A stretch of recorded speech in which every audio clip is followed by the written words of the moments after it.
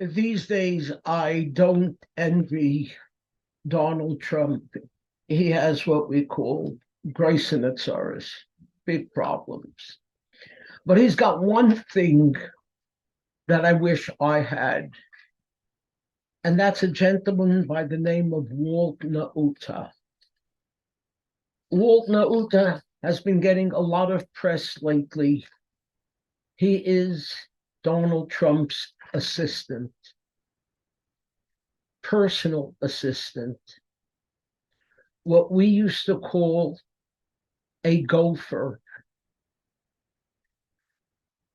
We now know that Wal Nauta was one of the people closest to Donald Trump. He was always there for him, so much so that when Trump left the White House, Nauta stayed on. He's a government employee, but the Trumps got him to leave the government and come be with them, to be the president's, the former president's personal assistant. And what did he do for Donald Trump? It says here, as a military valet, Nauta lingered outside the Oval Office, waiting to see if Trump needed anything: his overcoat, a piece of paper, a Diet Coke. Do you know, there used to be a button in the White House at Trump's desk that he pushed for Nauta to get him a Diet Coke. Nauta used to answer the buzzer by bringing Trump the Coke on a silver platter. That happened 12 times a day. Nauta was always there. He was always there moving all the boxes and getting the golf balls and the newspapers and the clothing and whatever. Now tell the truth. Wouldn't you love to have a personal assistant? Wouldn't you like to have someone who's always there for you, carrying your things, taking care of small details, picking up after you, making all the reservations? I know some of you call such a person a wife. But seriously, wouldn't you find it nice to have someone do all that and more for you? It sounds good. But you know what? It's not always good for you or those around you. We learned that lesson in this week's Torah portion, which describes the bikurim that were brought to the temple. Any Jew living in ancient Israel who owned fruit trees had to take a portion, any amount of the first fruits produced from that tree, tie it in a bundle, and bring it as an offering in the temple of Jerusalem. The ceremony itself was a most inspiring one, as described in the Mishnah. A flute was played while the rulers and dignitaries of Jerusalem went out to greet them, proclaiming, "Brethren, men of such and such a place, ye are welcome." And then came the pageantry of the temple service, with the Levites breaking out in song, the farmers carrying their baskets into the temple. This whole ceremony ended with the destruction of the temple, but the way in which the ceremony took place still has a great lesson within it. In describing the Bikurim ritual, the Torah tells us, "And you shall go unto the place where the Lord shall choose to cause his name to dwell there." And based on these words, "and you shall go unto the place," Maimonides, in explaining the laws of Bikurim, makes the following comment: he who brings the first fruits has permission to give them to his servant or relative to carry the whole way until he makes it to the outer precincts of the temple. But when he reached the outer precincts of the temple, he has to take the basket himself on his own shoulders, even if he be a great king in Israel. There was just so much your servant, your messenger, your proxy, your personal assistant could do for you. The legwork could be done by your personal assistant, but not the offering itself. This offering was a thanksgiving offering. And to give thanks, only you can do it for you. To this day, we live by this rule. After we recite the silent devotion, the cantor repeats it aloud. Why? One, in case there are members of the congregation who didn't know how to say it themselves, the cantor serves as our messenger. But there's one part of the silent devotion where he does not speak by himself, and that's when we come to the modem prayer, the prayer where we thank God for all the good that we have. While the cantor recites one version of the prayer,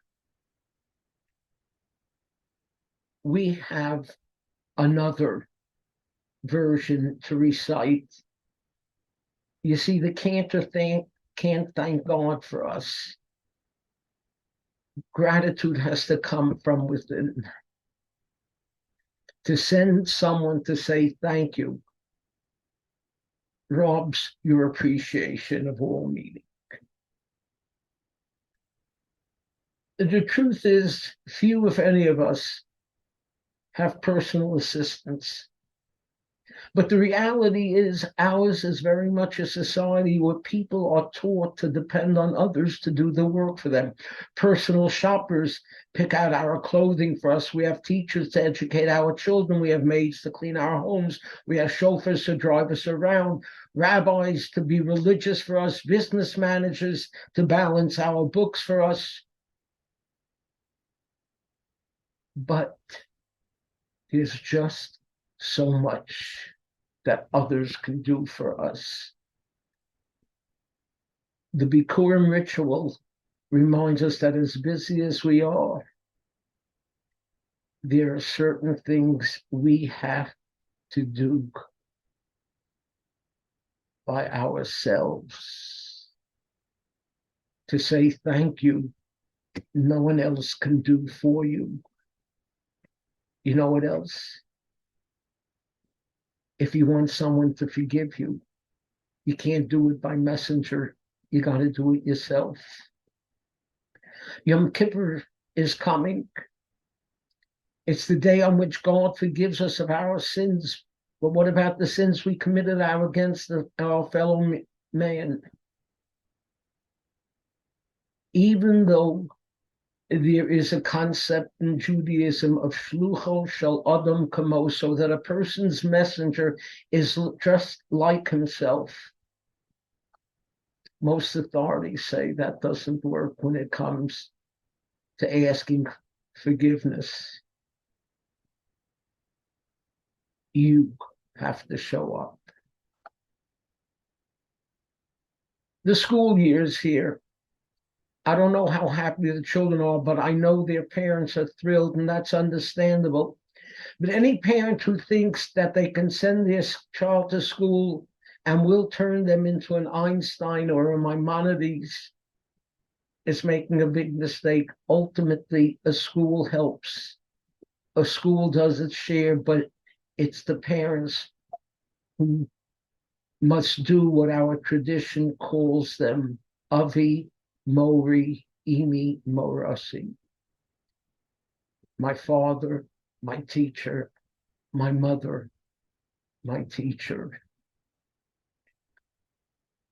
Some things have meaning only if we do it ourselves. I thought of this when I received a notice from a website that I follow called Breathe Free, Physical Therapy and Yoga. It's not an organization, it's a private practice of a person who's a physical therapist and teaches yoga. And she has a class every Monday at 12:20 by Zoom, which I tune in sometimes. It's a nice way to relax. But a couple of weeks ago, I received the following notice from Breathe 3. I'm sure that you all have been in the same dilemma that I'm in. You have to be 3 places at the same time between your kids' schedules and your own business and or personal schedule. I haven't been able to master being in 2 places or 3 places at once, but I have been able to identify my priorities. In light of this, there will not be an episode of A Breath of Fresh Air tomorrow, because that has to be secondary to my parent priorities. Wow, when I read that, I said, her kids are so lucky to have a mother like that. Maybe I also felt good because her kids are my grandchildren. And the person from Breathe 3 is my daughter-in-law, Melissa. There are lots of Melissas out there. And that's why lots of us have lots of nachas from our children and grandchildren. A new year is upon us. It's time to take stock and see if our priorities are in order. It's a good time to take a look at what things are really important things and not those things that others are being passed on. How much more ineffective we are when we ourselves touch the lives of others. Shabbat Shalom.